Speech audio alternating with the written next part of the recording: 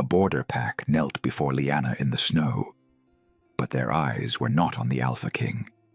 6 months as Queen of the North, and she still wasn't used to the fear. Not the respectful wariness of subjects for their ruler, but something older, primal. The kind of fear reserved for forces of nature, storms, wildfires, things that could not be reasoned with or controlled. "Your Majesty," the pack leader said, his voice steady despite the tremor in his hands. "We pledge our loyalty to the New North, to the laws of choice, to the Queen of the Old Blood." "Winter Witch," someone had whispered as they'd arrived. "Moon Tyrant." The words had carried on the wind, meant to be overheard. Lyanna forced herself to smile, to project warmth instead of the power that constantly hummed beneath her skin now. "Rise," she said gently. "In the New North, no one kneels unless they choose to." The irony wasn't lost on her. She'd fought for choice, for freedom from forced submission. And now people knelt anyway, not out of love or respect, but because they were terrified of what she might do if they didn't.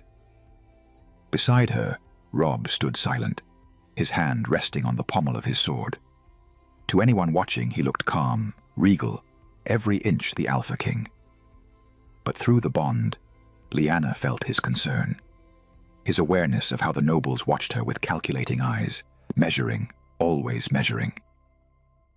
"Are you all right?" His thoughts brushed against hers. "I'm fine," she lied. "Hi, listener. Before we dive in, I love you to say a Happy New Year to you and your family. May this year bring you comfort, courage, and a little magic when you need it most. Hit the subscribe and like button and let our journey together continue." Back to the story. The border pack dispersed to the feast prepared in their honor, leaving Lyanna and Robb standing in the courtyard as snow began to fall. The guards maintained their distance.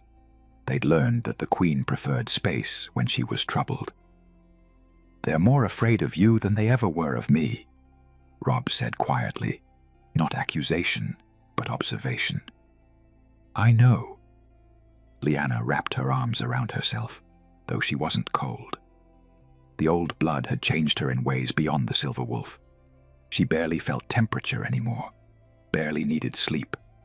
Her senses were sharper, her strength greater, her connection to something vast and ancient that she still didn't fully understand. "Is that what you wanted?" he asked carefully. "I wanted respect, agency, freedom." She turned to face him. "I didn't want to become the monster they used to justify oppressing Omegas in the first place." Robb reached for her hand, pulling her close. "You're not a monster. You're extraordinary. There's a difference." "Is there?" "When people flinch when I enter a room, when I can feel their heartbeats accelerate with terror." She pressed her forehead against his chest. "I freed the Omegas, Robb. I gave them choice. But I'm starting to wonder if I just replaced one form of control with another. Now they don't fear the Moon Law. They fear me." "They'll learn," he said, stroking her white gold hair. "Change takes time. 6 months ago, we overthrew a system that had existed for centuries. People need time to understand that your power doesn't make you a tyrant." Lyanna wanted to believe him, but lately, she'd been sensing something else. A wrongness in the north that she couldn't quite name. It started as dreams, visions of ice and shadow, of something ancient stirring in the far reaches beyond the wall. The silver wolf inside her had been restless, pacing, warning. Something was coming. She opened her mouth to tell Robb, but Captain Gregor appeared in the courtyard entrance, his weathered face drawn with concern. "Your Majesties," he called, "a raven has arrived from the Night's Watch at the wall." Lyanna and Robb exchanged glances and followed Gregor to the rookery. The Meister handed Robb a small scroll, but his eyes kept darting to Lyanna with barely concealed unease. Robb unrolled the parchment. His face went pale. "What is it?" Lyanna asked, though through the bond she already felt his shock, his dread. Wordlessly, he handed her the scroll. The parchment was scorched at the edges and written in the center, not in ink, but in ash that smudged beneath her fingers, was a single word: awakening. The moment Lyanna's eyes focused on the word, the silver wolf inside her surged to the surface. Not to protect her, but to recognize something. The ancient power in her blood responded to whatever message lay in that ash, resonating like a bell struck in harmony. Lyanna's silver-violet eyes began to glow faintly, and frost spread from her fingertips across the parchment. "Lyanna," Robb said urgently, gripping her shoulders. "What's happening?" She blinked, and the glow faded. The frost receded, but the certainty remained. "Something beyond the wall," she whispered. "Something that's been sleeping. It knows I exist. It knows the old blood has returned. What does it want?" Lyanna looked up at her husband, at the man who'd chosen her above law and tradition and safety. Fear coiled in her chest, but beneath it, something else. Purpose. Destiny not imposed by gods, but by the simple fact of what she was. "It wants to see if I'm strong enough," she said quietly. "If the queen the council feared is the queen the old gods need." Through the window, storm clouds gathered on the northern horizon, darker than any natural weather. And in the distance, so faint only she could hear it, came the sound of howling. Not wolves, something older. The North had been reborn under her rule. Now something wanted to test whether it, and she, would survive what came next. The ancient library beneath Winterfell smelled of dust, old leather, and secrets that had been buried deliberately. Lyanna ran her fingers along the spines of books that hadn't been touched in centuries, following the pull of something she couldn't name. The silver wolf inside her had led her here in the dead of night, restless and insistent, while Robb slept fitfully in their chambers above. She'd tried to ignore it, tried to go back to sleep, but the vision of that single word, awakening, had burned behind her eyelids until she'd finally surrendered and followed the instinct thrumming in her blood. Now she stood before a section of shelving, so covered in cobwebs it was clear no one had accessed it in generations. Her hand moved without conscious thought, pulling a leather-bound tome free. The moment her skin touched the cover, silver light flickered across its surface, and the lock that had sealed it for centuries simply opened. Inside, the pages were written in an ancient dialect she shouldn't have been able to read, but she could. "The bloodline of the silver moon shall be severed from history," the first passage read. "Not for weakness, but for power beyond governance. Not for failure, but for refusing to bow." Lyanna's breath caught. She turned the page, desperate for more. The old blood does not serve gods or kings. It serves balance. When the world tips toward tyranny, the old blood awakens. When power becomes prison, the silver wolf returns. "That's why they killed us," Lyanna whispered to the empty library. "Not because we were weak, because they couldn't control us." She read further, her heart pounding. The text detailed how the Alpha Council of 3 centuries past had systematically hunted down every Omega of the old blood, claiming they were dangerous, unstable, a threat to the natural order. But the truth written here was different.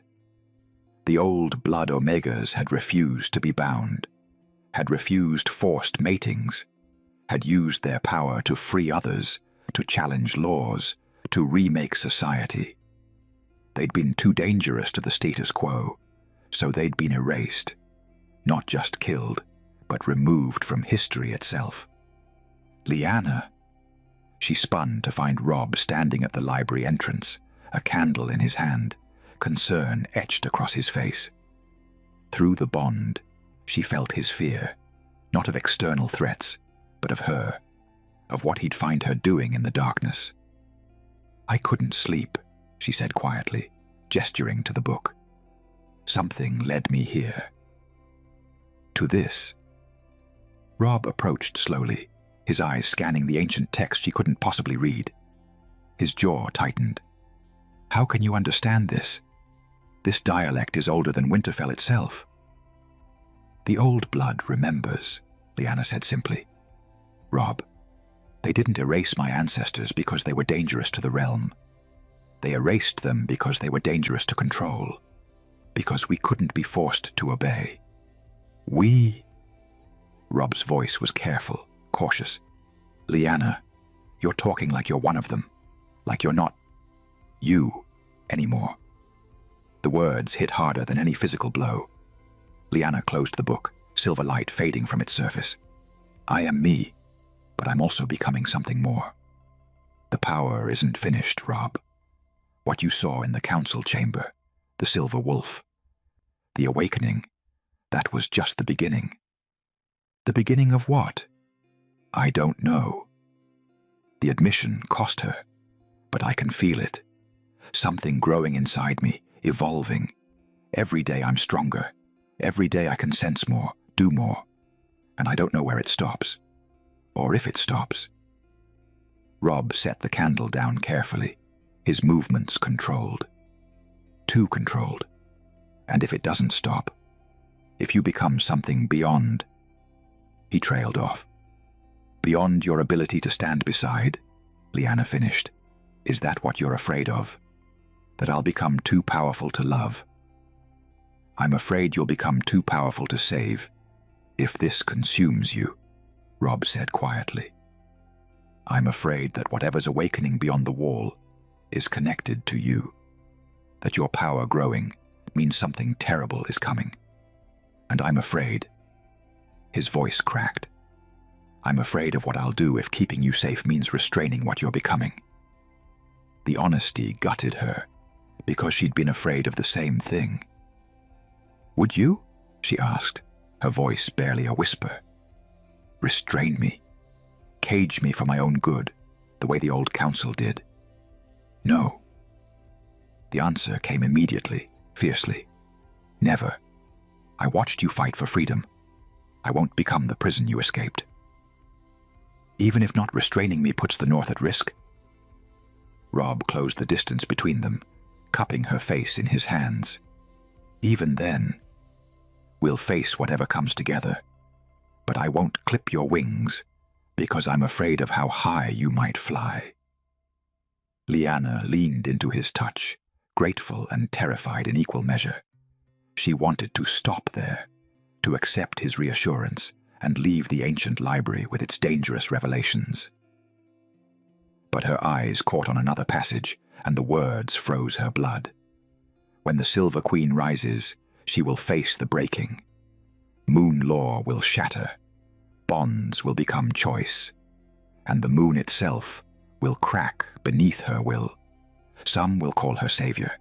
Some will name her destroyer. But all will know she is the queen the moon could not control." "Robb," Lyanna said slowly, turning the book so he could see. "There's a prophecy. About me." He read the passage, his face growing pale. "A queen who breaks the moon itself." "Lyanna, what does that mean?" "I think it means," she said carefully, "that what I did to the council, destroying the moon law, giving Omega's choice, that wasn't the end. It was preparation for something bigger. Something that will either save the North or destroy it. And the thing awakening beyond the wall..." Lyanna met his eyes, seeing her own fear reflected there. "I think it's been waiting for the old blood to return, waiting to see if I'm strong enough for whatever comes next."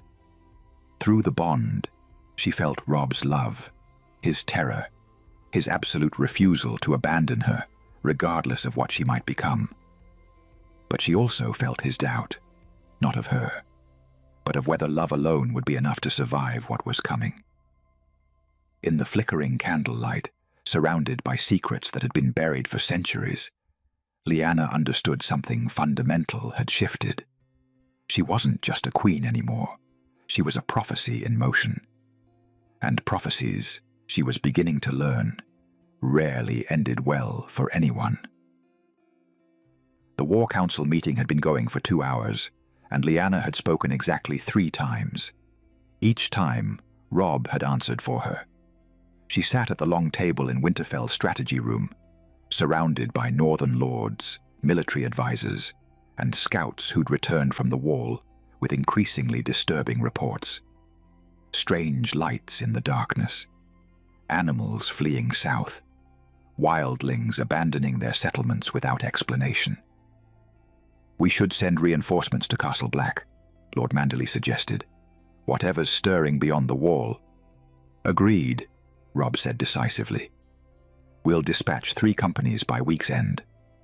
Captain Gregor, coordinate with—" "What does the Queen think?"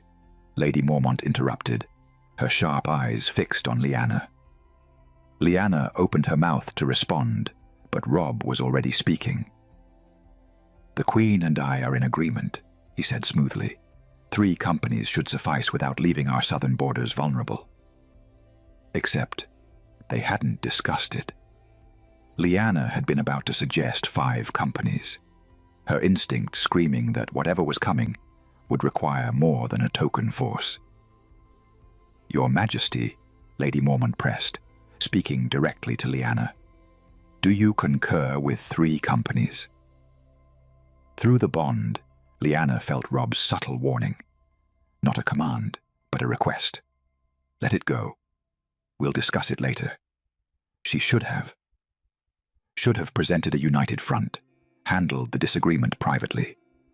Instead, she said clearly, "No, I think we need 5 companies, minimum." The room went silent. Every eye turned between the king and queen. Robb's jaw tightened almost imperceptibly. 5 would leave us dangerously exposed elsewhere. 3 won't be enough if the threat is what I sense it is, Lyanna countered, keeping her voice level. "My instincts are not based on military strategy," Robb finished.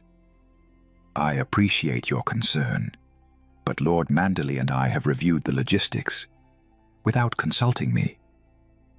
"We consulted yesterday. You were in the library." "Reading prophecies about threats you don't want to acknowledge," Lyanna said, feeling her composure cracking. "Robb, something is awakening beyond the wall. Something connected to the old blood. To me, I can feel it. 3 companies won't be enough." Lord Manderley cleared his throat uncomfortably. "Perhaps their majesties would like to discuss this privately." "No," Lyanna said firmly. "If I'm Queen of the North, my counsel should matter in open council, not just behind closed doors when it's convenient." Robb stood abruptly. "Council dismissed. We'll reconvene tomorrow." The lords filed out quickly, avoiding eye contact. Lady Mormont lingered at the doorway, giving Lyanna a look that might have been approval or pity. Lyanna couldn't tell which. When they were alone, the silence was deafening. "That was unnecessary," Robb said quietly, his back to her, as he stared at the map spread across the table. "Was it?" Lyanna remained seated, her hands folded calmly despite the anger building in her chest. "Or was it necessary because you've been making decisions without me for weeks?" "I'm trying to protect you." "From what? From ruling? From being queen?" She stood now, moving to face him across the table. "Robb, you've been shutting me out. Every military decision, every diplomatic negotiation, every crucial choice. You handle it before I even know it's happening." "Because you're dealing with enough," Robb said, finally meeting her eyes. The prophecy, the power growing inside you, the fear you're trying to hide from everyone, including yourself. I thought if I could handle the daily governance, you could focus on being your mystical Omega wife who glows silver and looks pretty at feasts. The bitterness in her voice surprised them both. I didn't fight to become queen just to be decorative, Robb. That's not what I meant. Isn't it? Lyanna moved around the table toward him. You say you're protecting me, but from where I stand, it looks like you're protecting the North from me, keeping me out of real decisions, answering for me in councils, acting like my opinions are sweet, but ultimately irrelevant compared to your military experience. Your opinions aren't irrelevant, Robb said, frustration bleeding into his tone now. But Lyanna, you've been queen for 6 months. I've been leading the North for years. Sometimes experience does matter. Sometimes your instincts, however powerful, aren't enough to base military strategy on. So my power is useful when it saves your life in battle, but not when it informs political decisions. That's not fair. Neither is being queen in name only. Lyanna stopped inches from him, searching his face. Tell me honestly, do you see me as your partner in ruling, or as someone you need to protect while you handle the real work? Robb's expression cracked, and through the bond, Lyanna felt the truth he didn't want to admit. The fear, the overwhelming need to shield her, the unconscious belief that his experience made him better suited to lead. I see you as my mate, he said finally, as the woman I love more than anything. And yes, as someone I need to protect because the thought of losing you. Answer the question. Her voice was steel. Would you still love me if I ruled without you? If I made decisions you disagreed with? If I became a queen who didn't need your protection or approval? The silence stretched between them like a chasm. Robb opened his mouth, closed it. His gray eyes were anguished, searching for an answer that wouldn't hurt them both. But the hesitation was answer enough. I see, Lyanna whispered. Lyanna, you love me, she said quietly. But you love the version of me that fits into your world. The Omega you rescued, the mate you protected. Not the queen who might outgrow you. That's not true. Prove it. She stepped back, putting physical distance between them. Tomorrow's council. Let me lead. Let me make the decision about the wall. Don't speak for me. Don't override me. Don't protect me from my own authority. And if I think your decision is wrong, then trust me anyway. Her silver-violet eyes held his. The way I trusted you when you dissolved the council, when you defied moon law, when you chose me over safety and tradition. Trust me the way I trusted you. Robb looked at her, really looked at her. And for the first time since they'd met, Lyanna saw something in his expression that terrified her more than any prophecy. Uncertainty. Not about his love, but about whether love was enough when power shifted, when roles changed. When the Omega he'd fought to protect became a queen who no longer needed protecting. I'll try, he said finally. But they both heard what he didn't say. I don't know if I can. That night, they lay in bed with space between them where there had never been space before. The bond hummed with unspoken hurt, with love that suddenly felt complicated and fragile. Lyanna stared at the ceiling, feeling the old blood power pulse through her veins, feeling herself growing into something even she didn't fully understand. And she wondered, for the first time, if becoming the queen she was meant to be would cost her the man she'd chosen to love. The delegation arrived 3 days after the council room confrontation, and Lyanna knew immediately why they'd come. 5 lords from the outer territories, led by Lord Harridan's cousin, a man named Torren, who'd stayed silent during the coup, but whose loyalty had always been questionable. They requested a formal audience, which Robb granted with visible reluctance. Now they stood in the throne room, and Lyanna forced herself to sit still on the chair beside Robb's, projecting calm even as fury built in her chest. "Your Majesties," Torren began, his tone carefully respectful. "We come on behalf of the Northern Houses to discuss a matter of succession." "We've been married less than a year," Robb said coldly. "Succession is hardly urgent." "With respect, Your Grace, it is precisely because of the Queen's unique bloodline that the matter becomes urgent." Torren's eyes flickered to Lyanna. "The old blood has returned after 3 centuries. The North, indeed, the entire realm, watches to see what this means for the future." Lyanna felt Robb tense beside her. Through the bond, his protective instincts flared hot and immediate. "What exactly are you asking?" Lyanna said before Robb could speak. Torren seemed surprised she'd addressed him directly. "The houses wish to know the Crown's intentions regarding an heir. Specifically, whether Your Majesty intends to continue the bloodline." The careful phrasing didn't hide the real question. "When will you breed?" "Some houses," another lord added, "Umber," Lyanna thought, "believe a male heir carrying both the king's strength and the old blood power would unite the North as never before.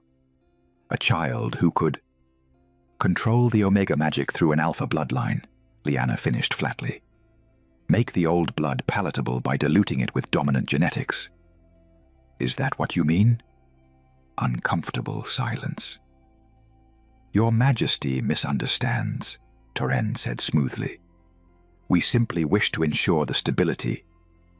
"While other houses," a third lord interrupted, one Lyanna didn't recognize, "respectfully submit that conception should be delayed. Until we better understand the Queen's evolving powers, the risks to both mother and child, given her supernatural nature." "Are you suggesting," Robb's voice dropped to deadly quiet, "that my wife should be prevented from having children because you're afraid of what those children might become?" "We are suggesting caution, Your Grace." "It sounds," Lyanna said, her voice sharp as broken glass, "like some of you want me to produce an heir you can control, while others want to ensure I never reproduce at all. Tell me, which faction do you represent?" "Lord Torren." Torren's mask slipped slightly. "The houses are divided, Your Majesty. That's precisely why we need clarity. A formal statement regarding succession would ease tensions." "Here's your statement." Lyanna stood, and the temperature in the room dropped 10 degrees. Frost spread across the stone floor from where she stood. "My body is not a political strategy. My womb is not a battlefield for your factions to fight over. Whether, when, or how I bear children is between me, my husband, and no one else. Is that clear enough?" The lords exchanged glances. One opened his mouth to protest. Silver light flickered in Lyanna's eyes. "I said, is that clear?" "Yes, Your Majesty," they murmured, suddenly remembering exactly what she was. "This audience is over," Robb said, standing beside her. "Captain Gregor, escort these lords out. And make it clear to all the northern houses, the next person who questions the Queen's body or reproductive choices will answer to me personally." When they were alone, Robb turned to Lyanna. "Are you—" "Don't." She held up a hand, trying to control the shaking. "Don't ask if I'm all right. Don't try to comfort me. Just give me a moment." She'd fought so hard for agency, for choice, for the right to control her own fate. And now her body had become a political chess piece again, just in a different game. That night, Lyanna stood at the window of their chambers, staring out at the snow-covered courtyard. She felt Robb behind her, his presence warm and familiar, but he kept his distance. The space between them that had opened during their fight hadn't fully closed. "They're right about one thing," Lyanna said quietly. "We should discuss it. Children, the future, not because they demand it, but because we need to." Robb moved closer, though he still didn't touch her. "And what do you want?" "I don't know anymore." The admission hurt. 6 months ago, I would have said yes without hesitation. A family, a future. But now... She pressed her hand against her flat stomach. "My body isn't just mine anymore, Robb. It's a weapon, a prophecy, a threat. What kind of mother brings a child into that?" "The same kind who became queen," Robb said softly. "The kind who fights for what's right, despite the cost. And if the cost is the child, if this power growing inside me is dangerous to carry, if what I'm becoming is incompatible with creating life..." She turned to face him. "The prophecy said I'd break the moon itself. What if that means I'm becoming something that can't? That shouldn't?" "Then we face that together," Robb said, finally closing the distance and taking her hands. "No pressure, no political demands, just us, deciding what we want, when we're ready, if we're ready." Lyanna wanted to feel comforted, wanted desire to spark between them the way it used to, easy, natural, uncomplicated. But even his touch felt weighted now. Every moment of intimacy carried consequence. Every possibility of conception brought political ramifications. Her body, which had finally become her own, was once again a battleground. "I should want this," she whispered. "I should want to give you an heir, to secure the succession, to prove the old blood can create as well as destroy.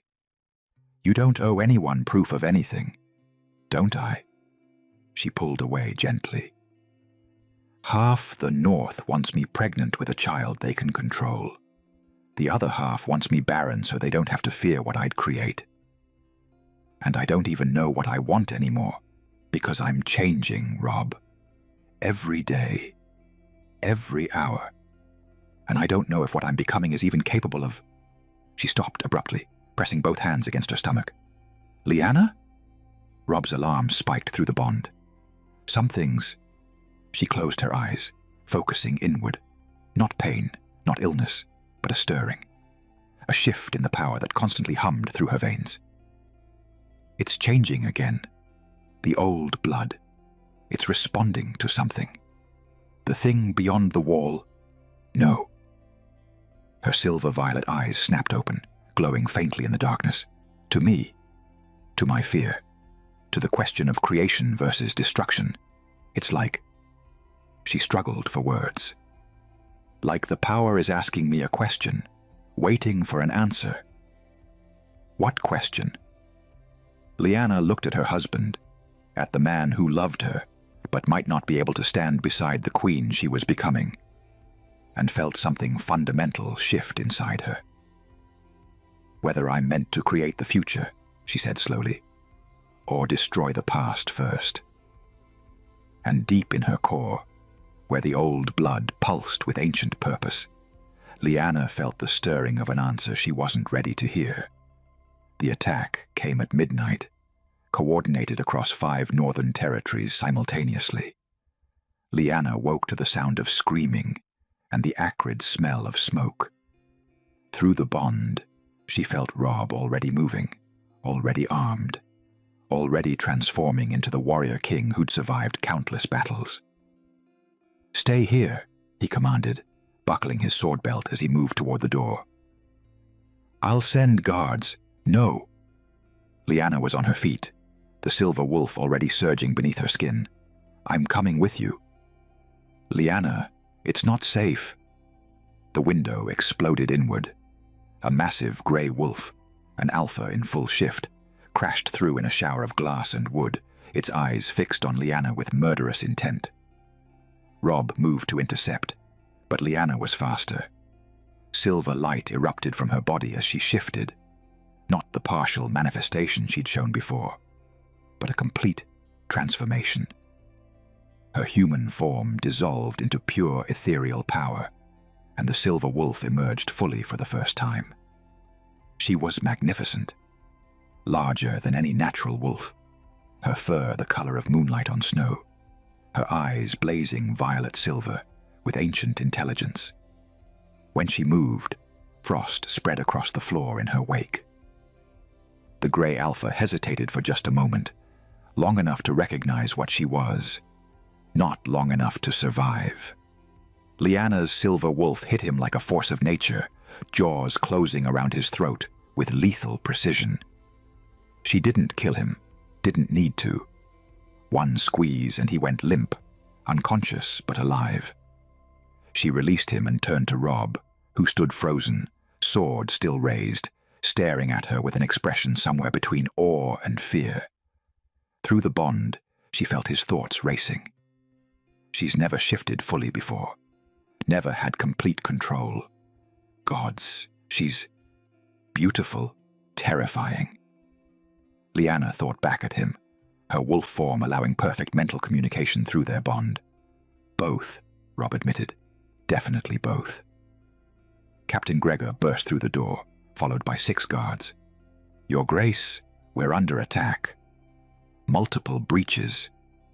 He stopped short, seeing the silver wolf, the unconscious alpha, the shattered window. How many locations? Lyanna asked, her voice resonating with both human and wolf tones. A sound that made even Gregor take a step back. 5 confirmed, Your Majesty. Coordinated strikes.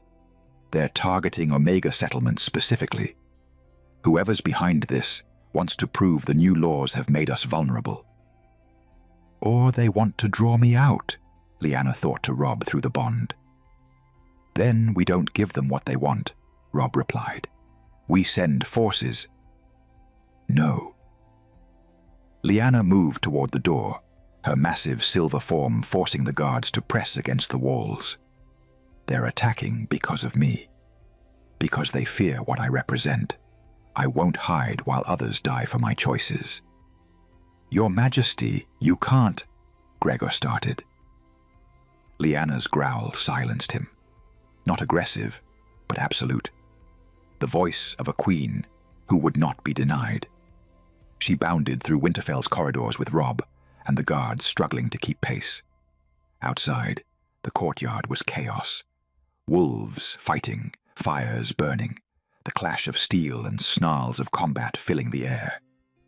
At the center of it all stood a massive black wolf, alpha dominant, surrounded by at least 30 attackers.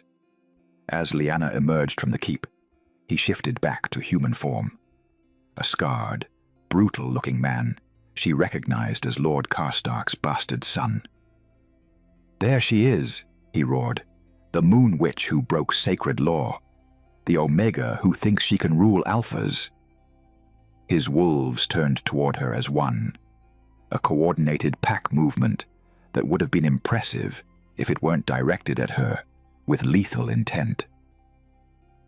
The moon chose wrong, the bastard continued, his voice carrying across the courtyard. An Omega can never be a true queen. Tonight, we restore the natural order.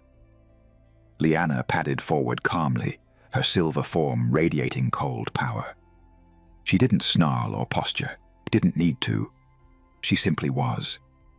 And every wolf in the courtyard felt it. The ancient authority in her blood. The primal dominance that had nothing to do with Alpha or Omega designations, and everything to do with being something older. Something that predated their petty hierarchies. One of the attacking wolves whimpered and dropped to its belly. Then another. Then 5 more. What are you doing? The bastard screamed at his pack. She's just an Omega. Attack. But Lyanna had already moved, not to fight, to command. She threw back her head and howled. The sound was nothing like a normal wolf's cry. It resonated with power, with ancient authority, with the voice of the old blood that had once ruled these lands before councils and laws and hierarchy tried to cage it. Every wolf in the courtyard, including Robb's own guards who'd shifted to fight, froze instantly. Their heads bowed, their bodies lowered, not in fear, in recognition. The old blood didn't ask for submission. It simply commanded it, the way the moon commanded the tides. Lyanna walked through the frozen wolves toward the bastard, who stood trembling, suddenly very aware he'd made a catastrophic mistake. "Kneel," she projected, her mental command washing over not just him but every alpha present. The bastard's knees buckled. He fought it. She could see the strain, the desperate attempt to resist. But the old blood was absolute. He knelt. "You're right about one thing," Lyanna said, shifting back to human form, but keeping every wolf locked in place with her will. "I'm not a normal queen." She stood naked in the snow, completely unbothered, her white gold hair lifting in a wind that seemed to answer to her alone. "I'm the queen your ancestors tried to erase. And you've just reminded me why they feared us." She released her hold. The wolves collapsed, gasping, their own volition returning. "Take them to the dungeons," Robb commanded, his voice steady, though Lyanna felt his shock through the bond. "All of them. They'll face justice for treason." As the guards moved to secure the attackers, none of whom resisted, Robb moved to Lyanna's side, removing his cloak to wrap around her shoulders. "You didn't need me," he said quietly. "Not accusation. Simple truth." "No," Lyanna admitted, meeting his eyes. "I didn't. Not to protect me, not to fight for me, not to save me." She felt him flinch through the bond, felt the hit to his identity as her protector. "But I still want you," she continued, gripping his hand, "not to stand in front of me, beside me, as my equal, my partner, not my shield." Robb looked at her, really looked at her, seeing perhaps for the first time, not the Omega he'd rescued, but the queen she'd become. "I don't know how to do that," he admitted. "I've spent years being the strong one, the protector, the king who keeps everyone safe. And you're asking me to stand beside someone who's stronger than I am." "I'm asking you to trust that different kinds of strength can exist together," Lyanna said. "You're a brilliant strategist, a natural leader, someone people follow because they believe in you. I'm something else, something older. But we're not in competition, Robb, unless you make us be." In the courtyard, surrounded by the aftermath of battle, with her power still humming in the air like electricity, they stood at a crossroads. Robb could cling to who he'd been, the protector, the dominant alpha, the king who ruled alone. Or he could choose to evolve beside her. "Teach me," he said finally. "Teach me how to stand beside a queen who doesn't need protecting." Lyanna smiled, fierce and proud. "We'll learn together." 3 days after the attack, Robb found Lyanna in the gardens, where snow had stopped falling in her presence. She stood among the winter roses, the only flowers still blooming in the north, and everywhere her feet touched, the ground thawed slightly. The old blood was changing her in ways both beautiful and unsettling. She no longer felt cold, no longer needed as much sleep, and lately plants responded to her presence as if she carried spring itself in her veins. "I've been thinking," Robb said from behind her, "about what you said, about standing beside you instead of in front of you." Lyanna turned to face him. He looked exhausted, not physically, but emotionally, the kind of tired that came from fighting battles within yourself. "And," she asked quietly. And I realized I don't know how to do that because I've been defining my worth by how much you need me. He took a breath. When we met, you were lost, powerless, afraid, and I could protect you, save you, give you the freedom you'd never had. It made me feel necessary. Important beyond just the crown. Robb, let me finish. He moved closer, his gray eyes raw with honesty. Every time your power grew, every time you became more capable of protecting yourself, I felt like I was losing purpose. Like the bond that brought us together was becoming obsolete because you didn't need what I offered anymore. Lyanna's chest ached. I never stopped needing you. But not in the same way, and I couldn't handle that. He stopped a few feet from her. The night of the attack, when you commanded those wolves, when you shifted fully and held 30 alphas in place with nothing but your will, I felt something I'm ashamed to admit. What? Irrelevant. The word came out broken. I felt irrelevant. Like I was watching my purpose disappear.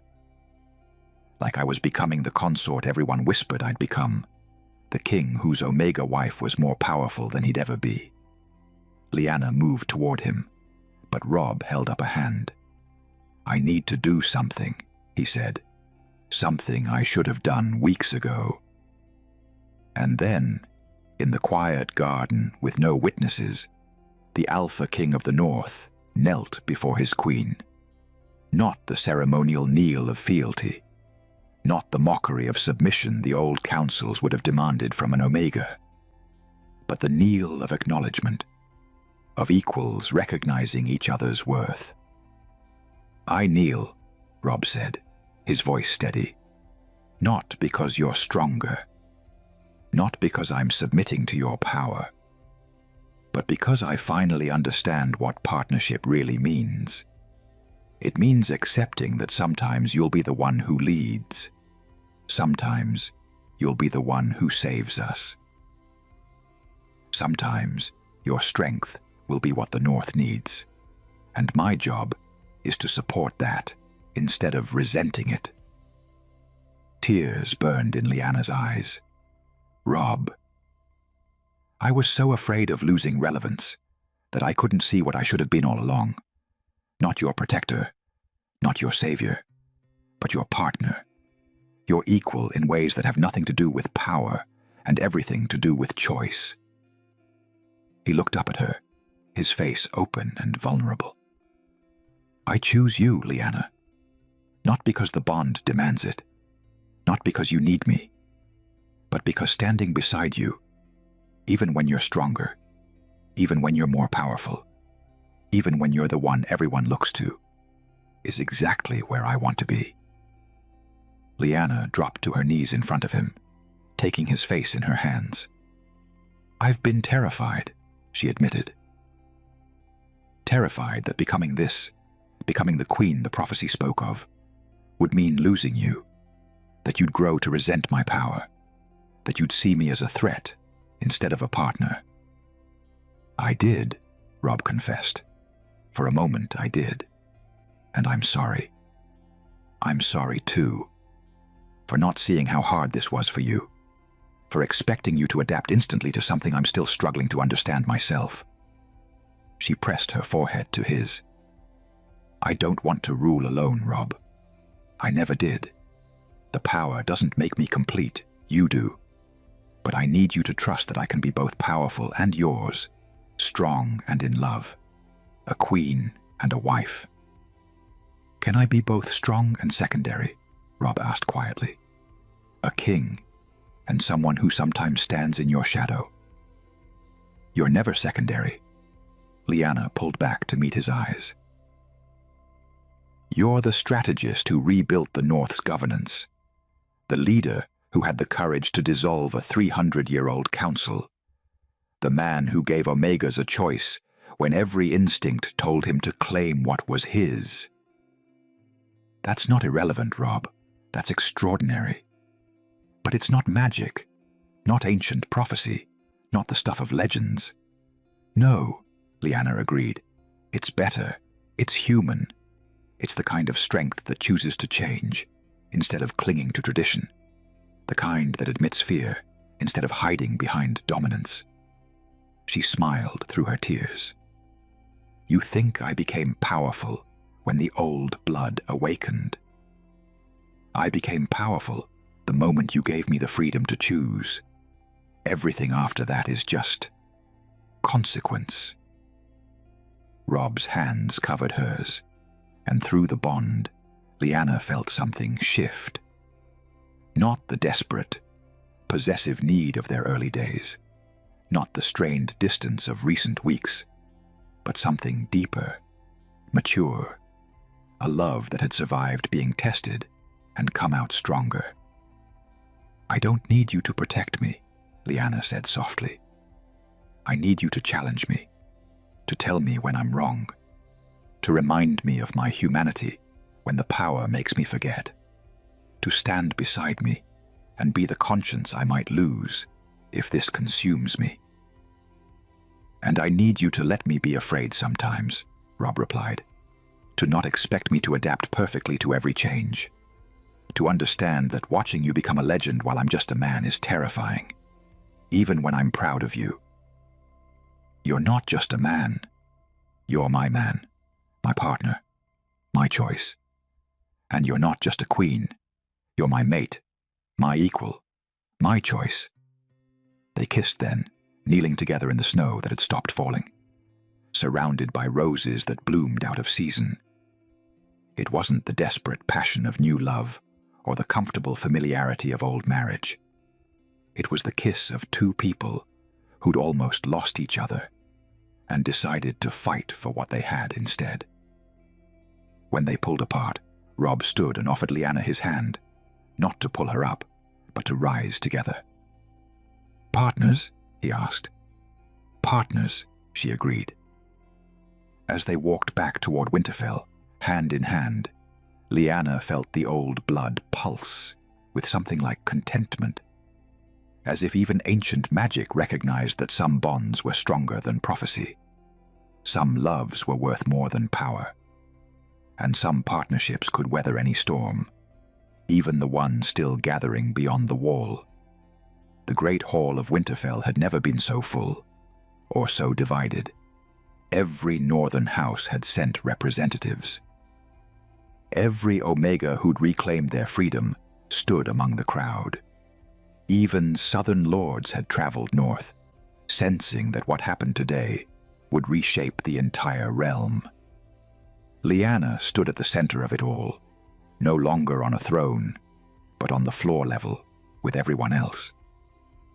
Robb stood beside her, not behind, not in front, but beside. Partners, as they'd promised. The council has heard your proposal, Your Majesty, Lord Manderley said carefully. But surely you understand the magnitude of what you're suggesting. The Moon Law has governed bonds for over 1,000 years. The Moon Law, Lyanna interrupted, her voice carrying through the hall, has enslaved Omegas for over 1,000 years. There's a difference. Murmurs rippled through the crowd, some approving, many fearful. We've already granted Omegas the right to dissolve unwanted bonds, Torren argued. Surely that's reform enough without tearing down the entire structure. Reform isn't enough when the foundation is rotten. Lyanna moved through the crowd, and people instinctively gave her space. The Moon Law states that bonds are divine will, that when they manifest, they must be honored regardless of the Omega's consent. I'm not proposing reform. I'm proposing we acknowledge the truth. Bonds are not divine mandate, they're biological compatibility, and compatibility does not equal consent. Heresy, someone shouted from the back. The gods themselves decreed. The gods, Lyanna's voice dropped, and silver light flickered in her eyes, did not decree anything. Men decreed it. Men who wanted to control Omegas, and used divine authority as justification. I know because I've read the original texts, the ones your councils tried to bury. She'd spent weeks in the ancient library, uncovering truth after truth. The moon law hadn't come from gods. It had come from a coalition of alphas 3 centuries after the old blood was erased. It was politics dressed as theology. Even if that's true, Lady Mormont said, removing all structure around bonds risks chaos. Some Omegas need the protection the law provides. Protection? Lyanna turned to face her. Or control. Because from where I stand, a law that strips someone of choice isn't protection. It's a cage painted to look like safety. And what of alphas who bond through no choice of their own? Another lord demanded. The bond compels us as much as Omegas. Are we not also victims of this divine mandate you claim to oppose? Yes, Lyanna agreed, surprising him. You are. Which is why I'm proposing we abolish the law entirely. For everyone. Bonds should be acknowledged but not enforced. Recognized but not mandated. 2 people who bond should have the freedom to choose whether to honor that bond. Both of them. The hall erupted. Civil war, someone shouted.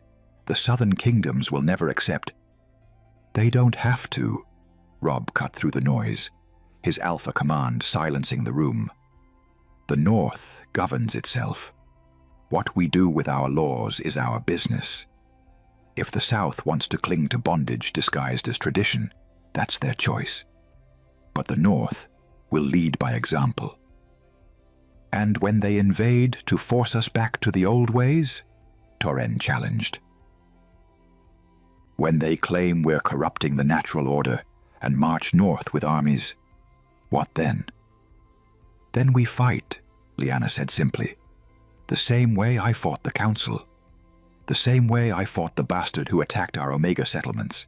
The same way the old blood has always fought, for freedom, not domination.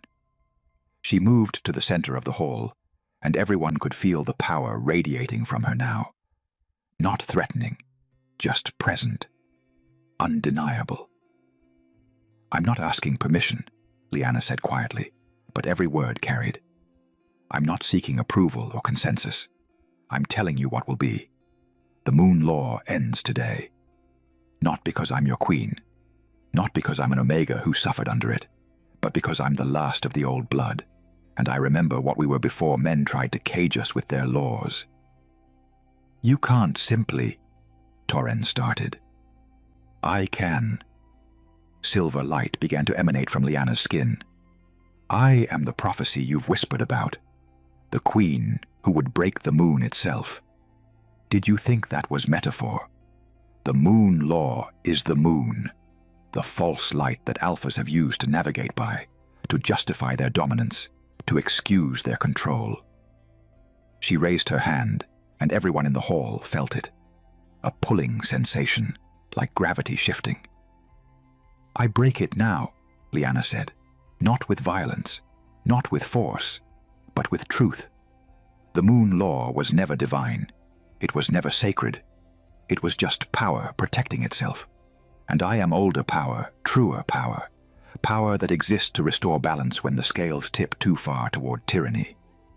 The air in the hall shimmered. Every Omega present felt it first, a release, like chains they hadn't known they wore suddenly falling away. Then the alphas felt it, the compulsion to claim, to dominate, to enforce bonds, simply fading. Not the bonds themselves.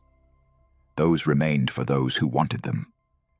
But the law, the divine mandate, the forced compliance, the inability to choose, that dissolved like morning mist. It's done, Lyanna said, lowering her hand. The silver light faded, but her eyes still glowed faintly. The moon law is broken. Bonds remain for those who choose them. But no one, Omega, Alpha, or Beta, will ever again be forced to honor a bond against their will. Silence. Then chaos. Half the hall erupted in cheers, the other half in outrage. Lords shouted over each other. Omegas wept with relief or terror. Alphas demanded explanations or swore loyalty. Through it all, Lyanna stood calm, Robb beside her, as history rewrote itself around them. Lord Manderley approached, his face unreadable. "Your Majesty, what you've done today will either save the realm or destroy it." "I know," Lyanna said quietly, "but at least now, everyone has the freedom to choose which it will be." As the assembly devolved into heated debate, Robb leaned close to Lyanna. "That was either the bravest thing I've ever seen," he murmured, "or the most reckless. Can't it be both? With you, always." Lyanna smiled, but through the bond, Robb felt her exhaustion. What she'd just done had cost her, not physically, but spiritually. She'd used the old blood not to destroy, but to unmake something woven into the fabric of their world. "Are you—" he started. "I'm fine," she said. But they both knew it was a lie. Because in breaking the Moon Law, Lyanna had done more than free Omegas. She'd proven that she could reshape reality itself. And now, both she and Robb had to live with what that meant. That night, Lyanna dreamed. But it wasn't the nightmare visions she'd grown accustomed to. Ice and shadow and things stirring beyond the wall. This was different, clearer, like memory, except the memory belonged to someone else. She stood in a moonlit grove that existed outside of time, and before her stood a woman of impossible beauty, silver hair cascading to the ground, eyes that held galaxies, skin that glowed with lunar light, the moon goddess herself. "You were not supposed to exist," the goddess said, her voice like wind through trees. Lyanna should have been afraid, should have knelt, should have shown deference to a divine being. Instead, she felt the old blood rise within her, ancient, unimpressed, equal. "And yet I do," Lyanna replied. The goddess smiled, and it was sad, resigned. The old blood was erased because it was the one thing in all creation I could not control. My laws governed alphas, betas, omegas. Everyone bowed to the moon's decree, except you, except your ancestors. So you let the councils kill them. "I did nothing," the goddess corrected. "That's the point. The old blood exists outside my authority. I am the moon. I govern tides, bonds, the pull of destiny. But you—" She moved closer, studying Lyanna like a puzzle she couldn't solve. "You are something older, something that predates even gods. Primordial balance given form." Lyanna felt the truth of it resonate through her entire being. The councils didn't kill the old blood because we were dangerous. They killed us because we proved gods could be defied. "Yes." The goddess's expression was almost admiring. "And now you've returned, breaking my laws, shattering bonds I ordained, giving mortals choice I never intended them to have. You're angry. I'm obsolete." The goddess laughed, bitter and beautiful. "Do you know what happens to gods when mortals stop believing in their inevitability? When fate becomes choice and destiny becomes negotiable?" "You fade," Lyanna realized. "I fade." The goddess reached out, her fingers passing through Lyanna's cheek like moonlight through water. "The moon law was mine, my last great power over your world. And you've unmade it with nothing but will and the audacity to believe you had the right. I did have the right. That's what terrifies me." The goddess stepped back. "You don't seek my permission, don't need my blessing. The old blood simply is, and gods must accommodate it rather than command it. Do you understand what you are, child? I'm Lyanna Stark, Queen of the North, last of the old blood. You're a rewriting of fate itself." The goddess's form began to shimmer, becoming translucent. "I came to warn you. to tell you that breaking the moon law would have consequences, that gods do not appreciate being made irrelevant. But I see now." She smiled sadly. "It doesn't matter what I warn you of. You'll do what you believe is right regardless, because that's what the old blood has always done." "Will you fight me?" Lyanna asked. "Will you try to restore your law?" "No." The goddess was fading completely now, dissolving into silver mist. "Because I've realized something the councils never did. The old blood doesn't destroy gods. It just makes us unnecessary. And perhaps that's what the world needs now. Not divine mandate, but mortal choice." "Wait," Lyanna called as the goddess disappeared. "What about the thing beyond the wall? The awakening?" The goddess's voice came from everywhere and nowhere. "That was never mine to control either. That is older even than me. Older than the old blood. And it comes because balance demands it. You broke one prison, Lyanna Stark. Now you must face what else you freed." The dream shattered. Lyanna woke, gasping, Robb's arms already around her. "Another vision?" he asked, concern flooding through the bond. "A conversation." Lyanna pressed her face into his chest, grounding herself in his warmth, his solidity, his humanity.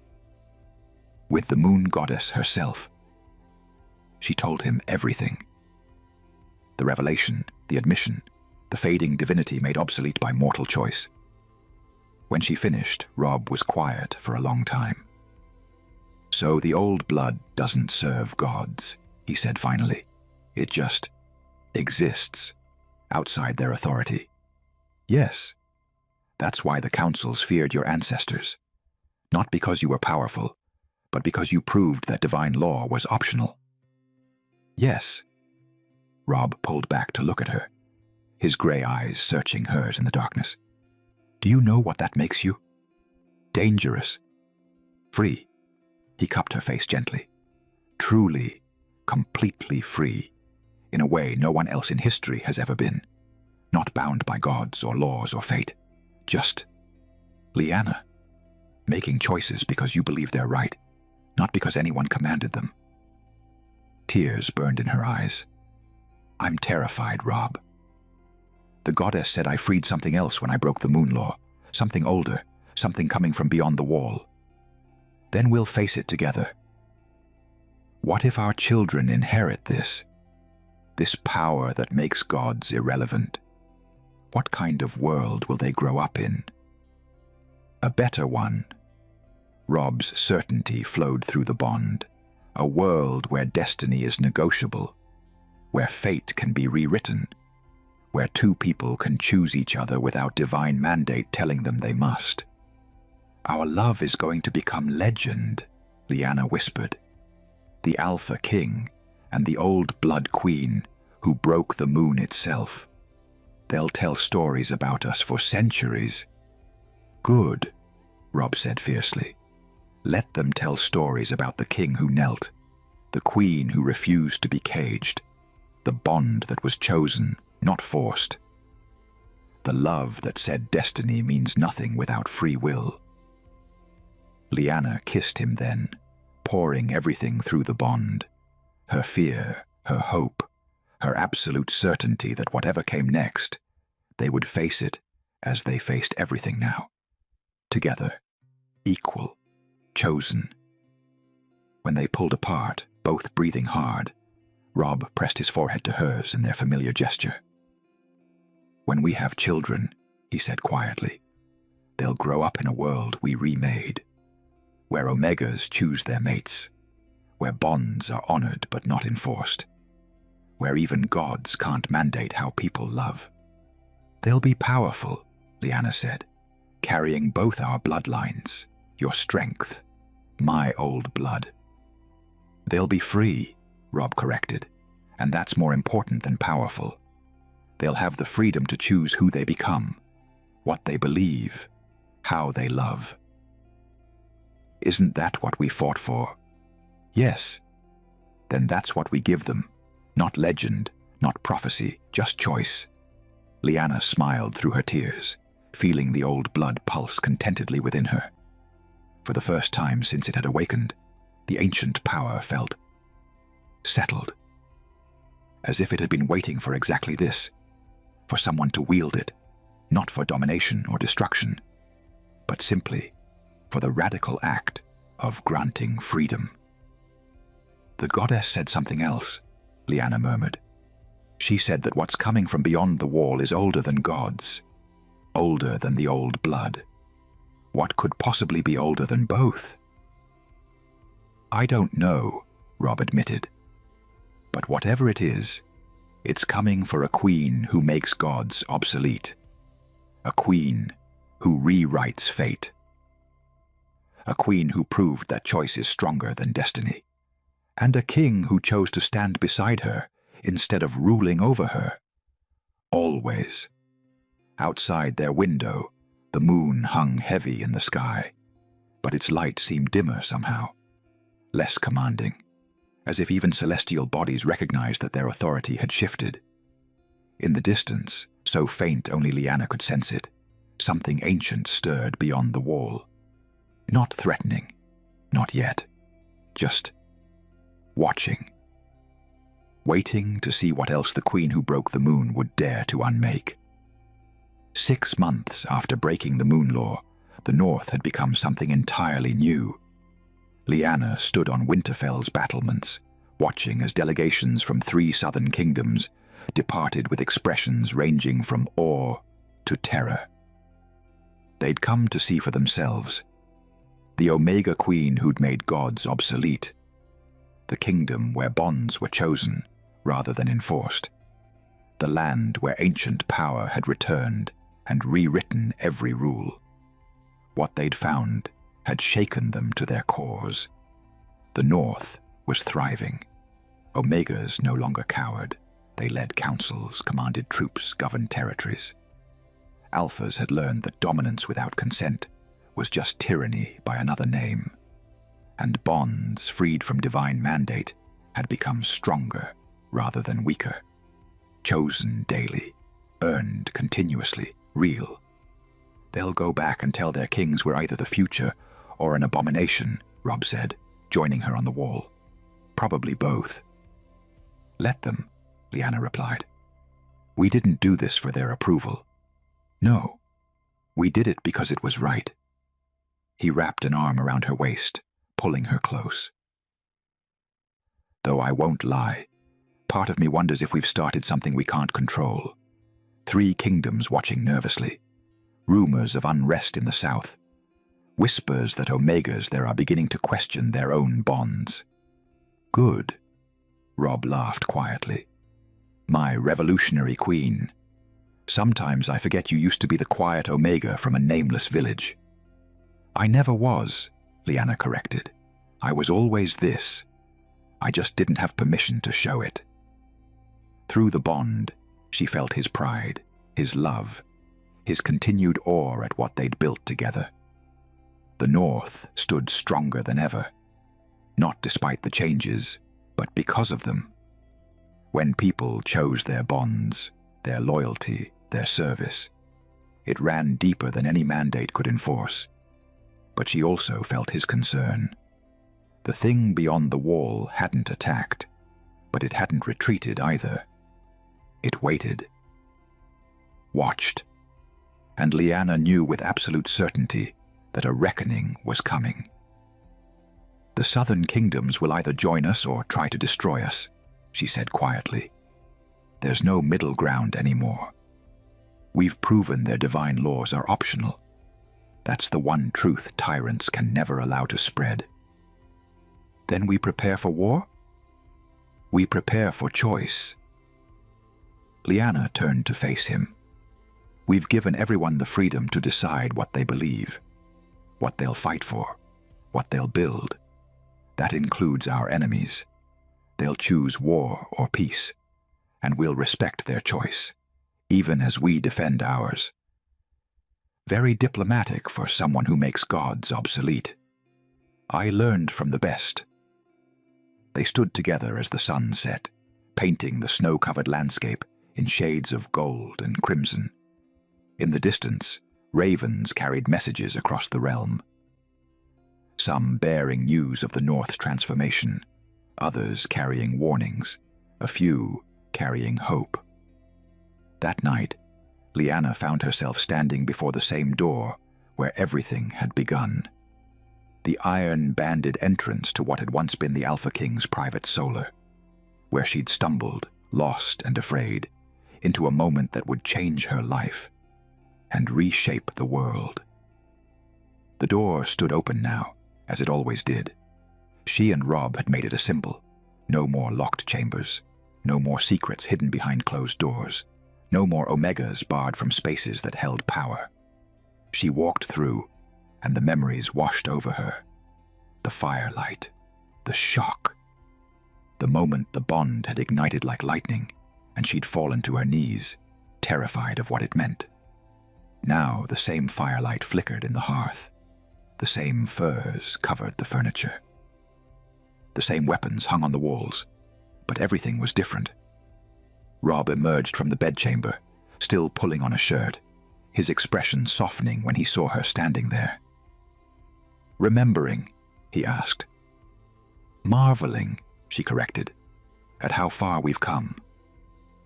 He moved to her, and they stood in the exact spot where they'd first locked eyes, where fear and fate and impossible attraction had collided. "Once," Robb said softly, "a lost Omega walked through the wrong door." "And found an Alpha who gave her the right to choose," Lyanna finished. "Now look at us." Robb gestured to the room, to Winterfell beyond, to the North they'd remade. "You're the queen who broke the moon itself. I'm the king who learned that strength means lifting others up, not holding them down. And together we've proven that destiny is just a suggestion, not a mandate." Lyanna pressed her forehead to his, their familiar gesture of intimacy and equality. "I'm not done, you know. Breaking the moon law was just the beginning."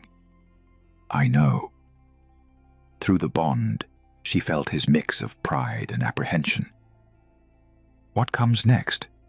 "I don't know, but I can feel it building. Something from beyond the wall. Something the Southern Kingdoms are planning. Something." She placed a hand on her stomach, where a new kind of stirring had begun in recent days. Not the old blood evolving. Something else. Something smaller. Something we're creating. Robb's eyes widened. "Are you?" "Maybe. Too early to be certain. But if I am..." She met his gaze. "Our child will be born into a world we chose to build. Free from divine mandate. Free from forced bonds. Free to become whatever they decide." "A child born under a shattered moon," Robb murmured, "carrying both our bloodlines, yours and mine. Old blood and stark determination. What will the prophecies say about them?" "Nothing," Lyanna said fiercely, "because we won't let prophecies define them. They'll write their own story, make their own choices, love whom they choose to love. Even if they're more powerful than both of us combined. Especially then." They kissed, slow and sweet, and full of promise. Outside, the moon hung in the sky, dimmer than before, its authority waning, but still beautiful, still present, just no longer absolute. In the south, kingdoms watched and plotted and feared. Beyond the wall, something ancient waited for the right moment. And in Winterfell, two people who'd refused to accept destiny as inevitable held each other and planned for a future they would shape with their own hands. Once, Lyanna had been a lost Omega who walked through the wrong door. Now, she was the queen who'd proven that no door, not councils, not laws, not even gods themselves, could ever be closed to those brave enough to choose their own path. The world would never dare try to cage her again. And the child growing in her womb would inherit not just power, but something far more dangerous: the absolute certainty that freedom was worth any cost. The end. Thanks for watching and do enjoy your day. Till me meet again under the moon.